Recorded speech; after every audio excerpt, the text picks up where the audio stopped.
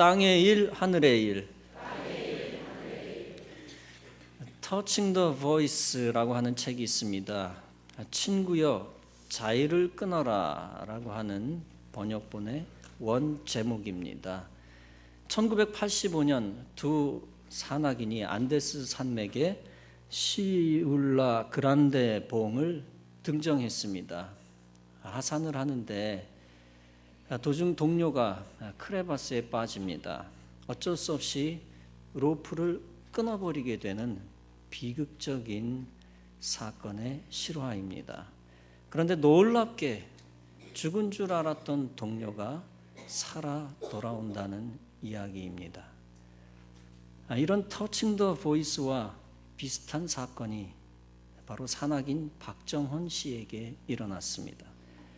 그러나 그 이야기와 다른 것이 있다면 그는 로프를 끊지 않았다는 것입니다. 2005년 1월 16일 히말라야 촐라체 6,440m의 높은 정상을 밟고 하산하고 있었습니다.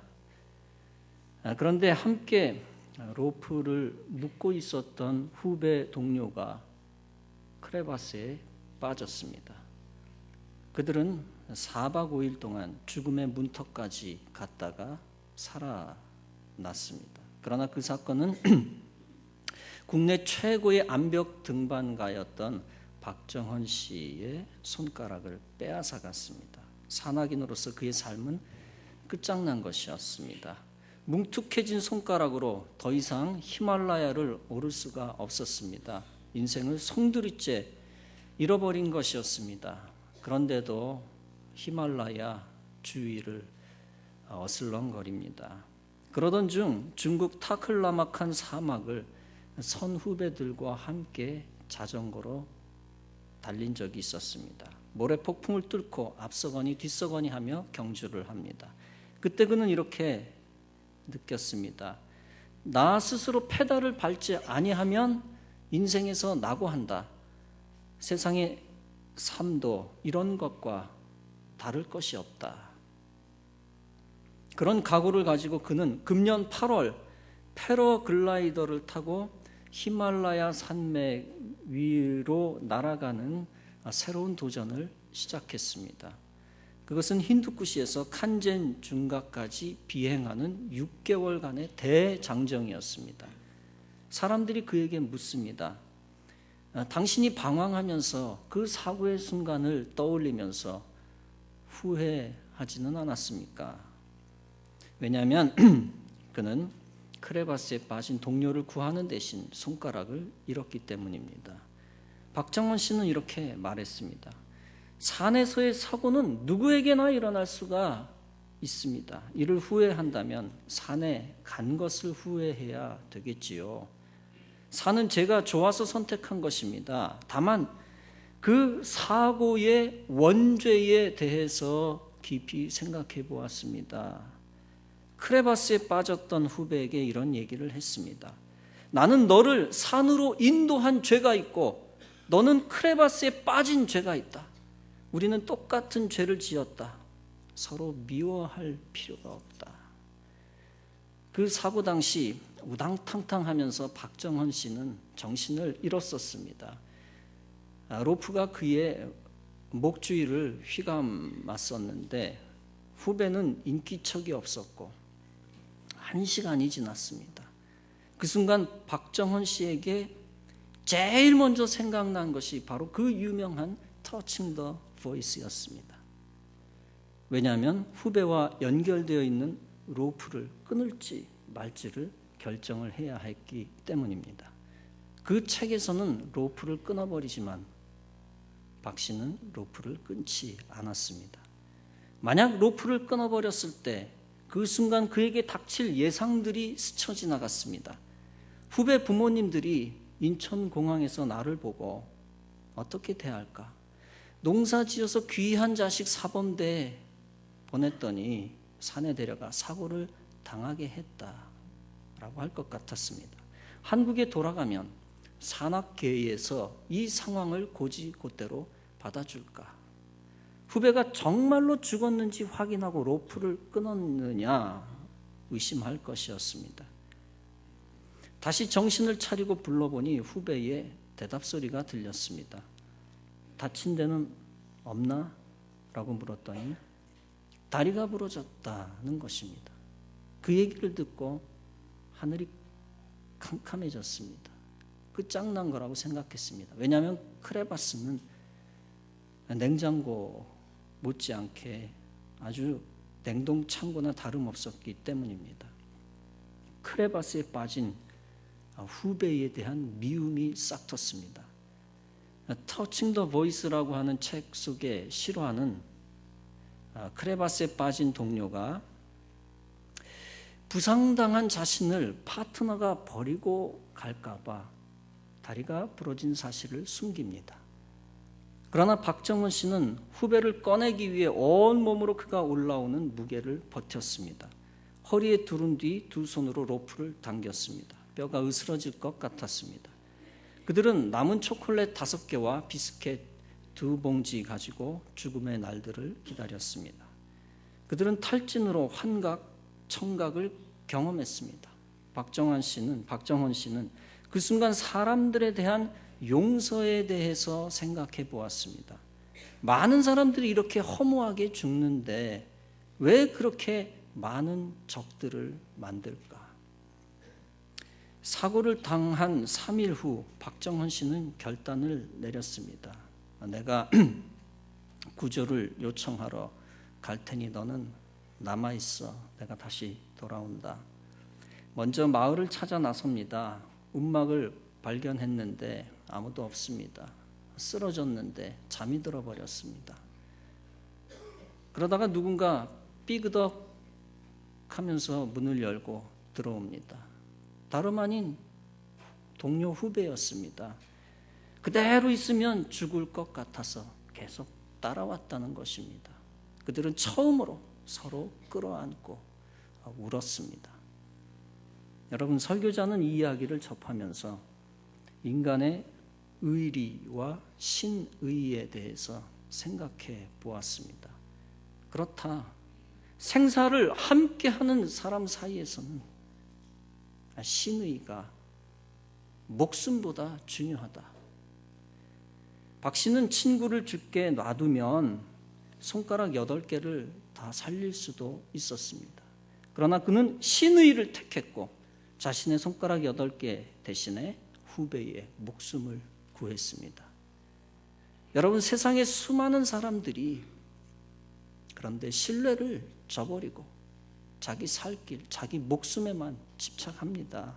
가장 믿을 만한 사람을 배신하고 돈을 챙겨 도망하는 일이 허다합니다. 철석같이 믿었던 남편과 자식을 버리고 자기 살 길을 찾아 자기 목숨만을 구하면서 떠나가는 사람도 있습니다. 물론 거꾸로의 경우도 마찬가지죠. 제가 아는 사람 중에 어떤 젊은 커플이 있었습니다. 우리 교회 교인은 아니고 다른 외부 사람인데 젊은 커플이었어요. 남자는 아주 착한 사람이었는데 한 이혼한 여자와 사랑에 빠졌습니다. 결혼을 하고 싶어 했습니다. 그런데 남자의 부모가 남자가 초혼이라고 결혼을 결사 반대를 합니다. 그러나 남자는 이 세상에서 이 여자만큼 착한 사람 없다고 떼를 쓰면서 사정을 합니다. 결국에 남자와 그 이혼했던 여자가 결혼을 합니다. 결혼을 했지만 몇 년 후에 남자가 암에 걸렸습니다. 이기적이었던 여자는 남자가 죽게 되니까 아예 병실에 찾아오지도 않았습니다. 물론 나중에 남자가 목숨을 잃었을 때에 장례식에도 찾아오지 않았습니다. 그 여자는 겉으로 보기에는 신실한 신앙인이었는데 알고 보니까 둘가라면 서러울 정도의 이기주의자였습니다. 물론 최소한의 의리도 없는 여자였습니다. 여러분, 세상에 이런 사람이 얼마나 많은지 모릅니다. 과연 그녀의 신앙은 진짜 신앙일까 가짜 신앙일까 의심하게 됩니다. 여러분, 하나님을 신실하게 믿는 크리스찬은 사람에 대한 신실함에 있어서도 결코 세상에 뒤져서는 안 되는 것입니다. 사람에 대한 신실함이 전혀 없는 자는 그저 하나님을 이용해 먹으려고 하는 사람일 뿐입니다. 성경은 이 땅에서의 올바른 삶이 하늘의 의와 동떨어지지 않았음을 가르쳐주고 있습니다.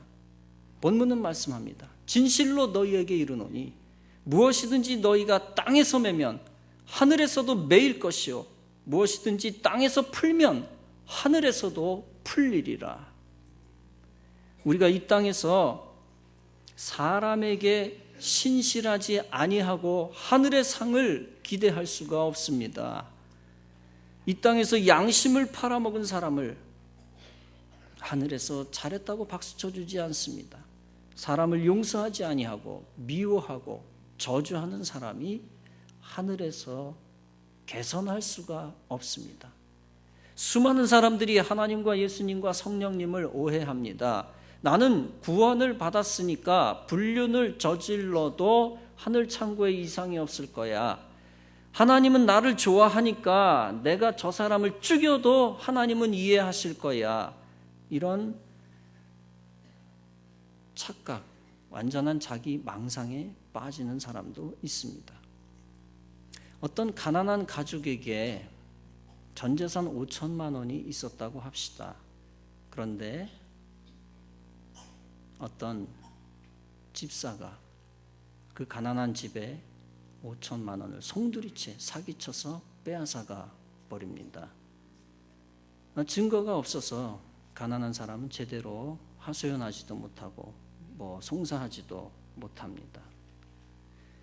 그 가난한 사람의 자녀는 다니던 학교도 더 이상 다니지 못하고 자퇴를 해버립니다. 이렇게 피눈물을 흘리게 하고도 그 사기꾼 집사는 교회에서 믿음 좋은 사람이라는 평을 받습니다. 그렇다면 여러분들은 그 집사의 믿음이 사실이라고 생각합니까? 아니면 거짓이라고 생각을 합니까? 여러분들은 전부 다 그 집사의 믿음을 거짓이라고 의심할 것입니다. 심지어 그의 믿음은 위장된 믿음이었다라고 여러분들은 판단할 것입니다. 심지어 더 나아가 여러분 가운데 몇몇 분들은 그 사람은 구원을 받지 않았을지도 모른다라고 생각을 할 것입니다.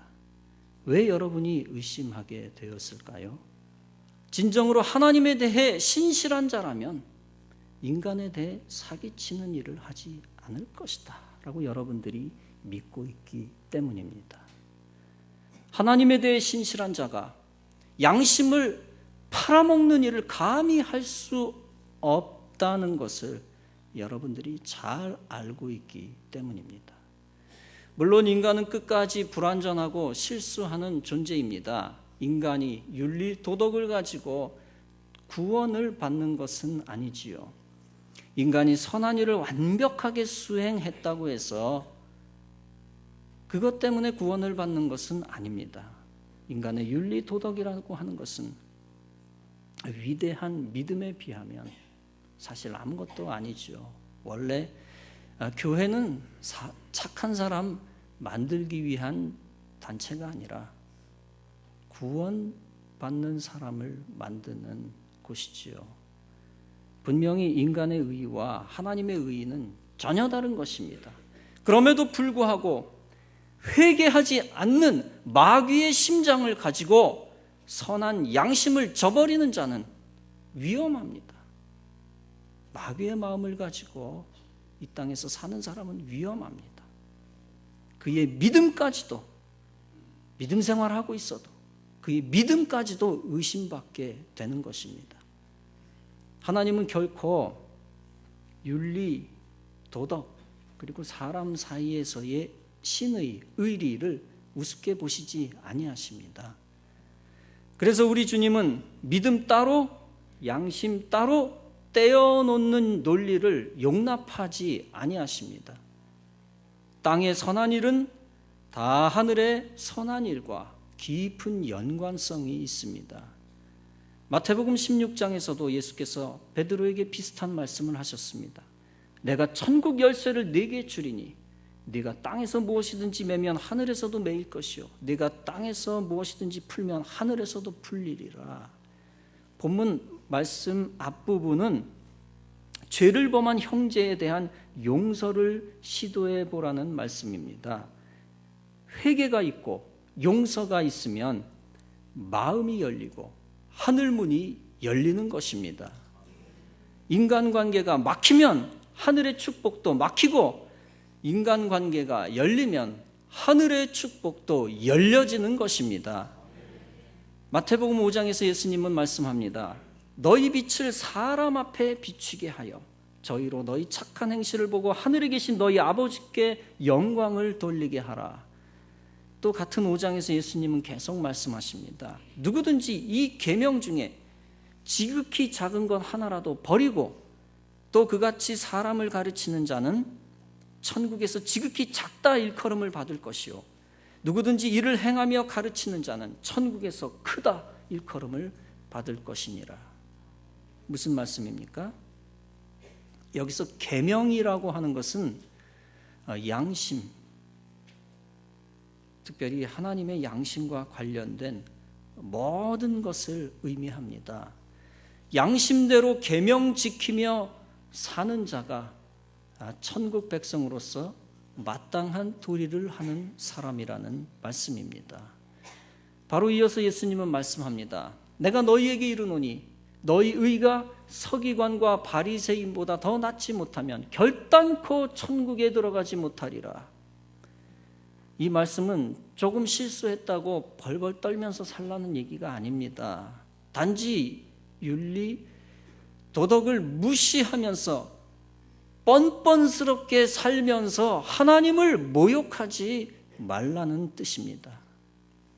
그 다음 절에서 예수님은 이렇게 말씀했습니다. 형제에게 노하는 자마다 심판을 받게 되고 형제에 대하여 라가라 하는 자는 공회에 잡히게 되고 형제를 향하여 미련한 놈이라 하는 자는 지옥불에 들어가게 되리라. 형제 애를 저버리고 공동체 정신을 버리고 서로 비난하고 판단하고 저주하면 하나님을 배반하는 자라는 것입니다. 인간관계 속에서 최소한의 의리를 저버리는 자는 하나님의 자녀가 아니라는 것입니다. 그 다음 절에서 예수님은 윤리와 신앙을 따로 떼어서 생각하는 수많은 사람들을 향하여 경고하고 있습니다.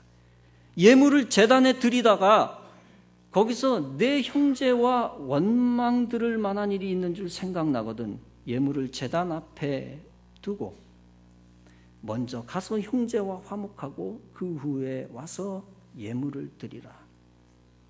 예물을 제단에 드리는 생활은 종교생활, 신앙생활입니다. 사람과의 도리를 다하는 것은 윤리생활, 도덕생활입니다. 사람과 불화하고 싸우고 저주하고 미워하면서 예배드리는 것은 넌센스라는 것이죠. 그렇다고 예배드리지 말라는 뜻은 아닙니다. 예물을 제단 앞에 잠깐 올려놓았다가 문제 해결하고 더 확실하게 드리라는 것입니다.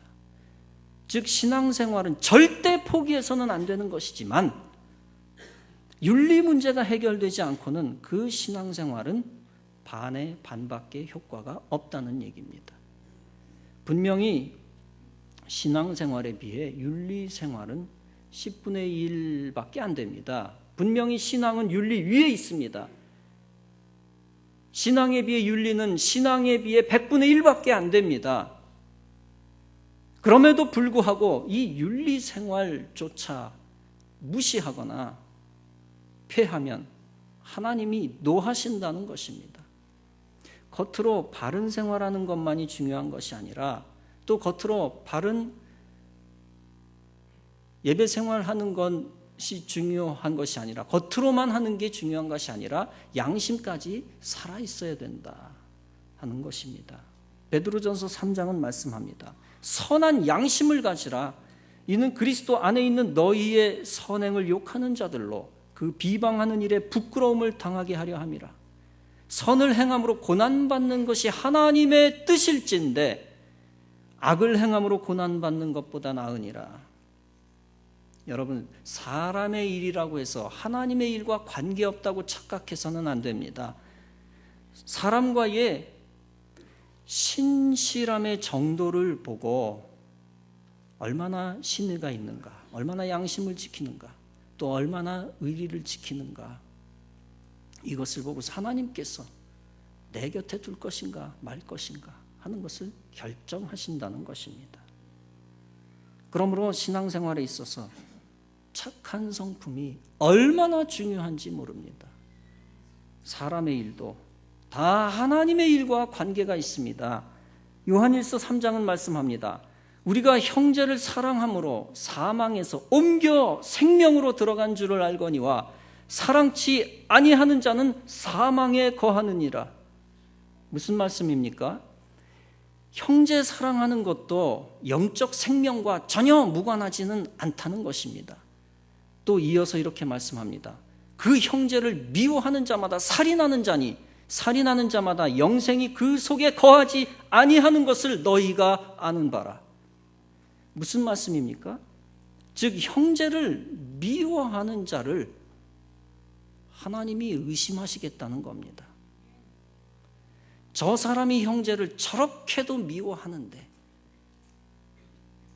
그가 나를 사랑할까? 저 사람을 크게 사용하기가 어려울 것 같다라는 것입니다. 그리고 윤리적으로 사악한 자는 영생의 기회도 희박하다는 것입니다. 여러분, 땅의 일과 하늘의 일을 따로따로 생각하지 마십시오. 땅에 대해 신실한 자를 하나님이 귀하게 여기시고 하늘의 일을 맡기시는 것입니다.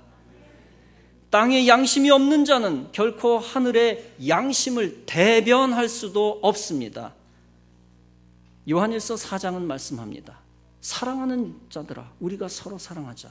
사랑은 하나님께 속한 것이니 사랑하는 자마다 하나님께로서 나서 하나님을 알고 사랑하지 아니하는 자는 하나님을 알지 못하나니 이는 하나님은 사랑이심이라. 여러분, 사랑하지 아니하는 자는 하나님을 알지 못한다고 했습니다. 하나님 자신이 사랑이기 때문입니다. 선한 양심조차 없는 사람은 하나님을 알 수 없습니다. 왜냐하면 하나님은 악한 신이 아니라, 거짓된 신이 아니라, 마니교의 신이 아니라 선하고 의로우신 하나님이시기 때문입니다. 이 땅에서 사랑을 실천하지 아니하고 최소한의 의로움을 저버리는 자는 하늘의 의를 까먹는 자입니다. 하늘의 고귀한 의도 그런 사람이 팔아먹게 됩니다. 우리가 예수 그리스도의 피의 공로로 사실 감히 선물을 받았습니다. 하늘의 의를 얻었지요. 하늘의 의를 덧 입었습니다. 옷 입었습니다. 그런데 하늘의 의를 선물로 받은 우리가 땅의 의를 우습게 보면 예수님이 슬퍼하시고 더 나아가 노하시기도 합니다. 신앙 핑계대고 인간의 도리를 저버리는 자를 예수님이 미워하십니다. 예수님이 비유로 말씀했습니다. 어떤 임금이 1만 달란트 빚진 갑이라는 자를 탕감해 주었느니라.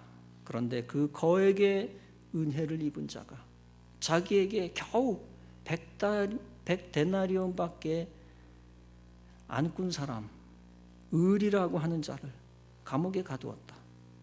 괘씸하게 생각한 임금이 다시 갑이라고 하는 자를 옥에다 불러 가두고 너 1만 달란트 다시 갚아라. 그렇게 이야기했다.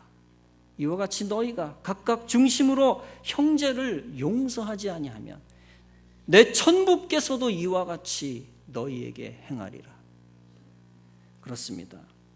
하늘의 용서를 받은 우리는 마땅히 땅에서 용서를 실천해야 합니다. 작은 땅에 긍휼을 베풀지 아니하는 자는 하늘의 긍휼을 얻을 자격이 없다는 말씀입니다. 마가복음 7장에서 예수님은 바리새인과 서기관들에게 경고합니다. 너희는 아버지와 어머니에게 신실하게 대하지 않았다. 너희들은 이렇게 말했으니 참으로 사악하도다. 아버지 어머니에게 드릴 것을 고르반 했으니 나는 책임이 없고 그만입니다. 여기서 고르반이라고 하는 것은 하나님께 드림이 되었다는 뜻입니다. 즉 아버지 어머니를 홀대하고서 하나님 핑계대는 것은 참으로 사악하다는 것입니다. 그러면서 예수님은 말씀합니다. 너희의 전한 유전으로 너희는 하나님의 말씀을 폐하였다. 무슨 뜻입니까? 즉 그들이 전통을 악용해서 비윤리적인 일을 자행하고도 전통대로 하나님 계명을 지켰다고 우기고 착각했다는 것입니다. 그러나 우리 예수님은 비도덕적인 행동이 하나님의 말씀을 파괴했다고 분노하십니다. 사람에게 해야 할 땅의 도리를 하는 것이 하늘의 말씀과 하늘의 양심을 지키는 길입니다. 성도 여러분, 착하지 않은 사람은 교회 다니지 말라는 얘기가 아닙니다. 실수하는 사람이 여기서 한 사람도 있습니까? 다 실수했죠. 한 명도 안 빼놓고. 윤리적으로 실수했다고 해서 교회 다니지 말라는 뜻은 아닙니다. 주님이 의도하시는 것은 하늘에 속한 자일수록 선하고 신의를 지키고 착해야 한다는 말씀입니다. 천국 백성일수록 윤리적으로 세상 사람들보다 낫도록 해야 한다는 말씀입니다. 예수님의 제자들은 추호도 세상을 나쁜 것을 따라서 함께 빠지면 안 되지요. 세상에 거짓된 유행, 거기에도 잘못된 거짓말하는 유행, 이런 거에 넘어가서도 안 되고 따라해서도 안 됩니다. 하나님의 사람들은, 직분을 가진 자들은 집사님, 권사님, 장로님과 같은 특별히 대표적인 직분을 가진 분들은 결코 세상에서나 있을 수 있는 사기꾼이 되어서는 안 됩니다. 하나님의 사명자들은 결코 비양심적으로 잔인한 행동을 해서도 안 된다는 말씀입니다. 예수 믿는 사람들은 결코 지옥에 속한 자처럼 배신하고 남을 등치거나 배도하고 반사회적인 범죄를 저질러서는 안 된다는 것입니다. 하늘에 속한 자는 땅에서 의를 저버리는 일과 전혀 어울리지 않는다는 말씀입니다. 여러분, 그리스도인들은 결코 기질이 뻔뻔해서는 안 됩니다. 거짓말을 입에 달고 다녀도 안 됩니다. 상사, 부하, 동료들에게 거짓말로 슬쩍 둘러쳐서 유리해 보려고 시도해서도 안 됩니다. 부모를 학대하거나 자녀를 학대하거나 가족을 쉽게 배신해서도 안 됩니다. 이웃을 향해서도 비양심적인 자로 낙인 찍히거나 사랑을 버린 사악한 자로 비춰져서도 안 됩니다. 오직 하늘에 속한 교인들과 성도들은 이 땅에서도 의리를 지키며 살아야 할 줄로 믿습니다. 이 땅에서 신실한 자는 하나님의 마음을 감동케 합니다. 이 땅에서도 양심적인 자라야 하나님이 더 크게 쓰시는 것입니다. 성품도 의롭고 온유한 자라야 하나님이 크게 쓰시고 복을 주시는 것입니다. 사랑하는 성도 여러분, 기왕이면 우리 예광교회에 속한 성도들은 모든 교회 교인들 가운데서도 양심이 A급으로 성장하는 하나님 앞에 합한 성도가 되어져야 할 줄로 믿습니다. 세상 사람들을 놀라게 할 뿐만 아니라 주변에 교회 다니는 사람들까지도 거룩하게 놀라게 하는 천사와 같은 사람들이 더 풍성해져야 할 줄로 믿습니다. 온유한 자는 복이 있나니 저희가 땅을 기업으로 받을 것임이라고 했습니다. 우리 애광재단에 속한 사람들은 다 온유한 천국의 성품을 소유하여 영적 지경을 넓혀가야 할 줄로 믿습니다. 이 땅에서 거룩함에서도 앞서가는 자, 인간관계에서도 신뢰에 앞서가는 자, 세상 사람들에게도 존경받을 뿐만 아니라 하나님의 마음을 기쁘시게 하여 하늘 문을 열어 형통하는 성도 여러분 다 되어지시기를 주님의 이름으로 축원합니다.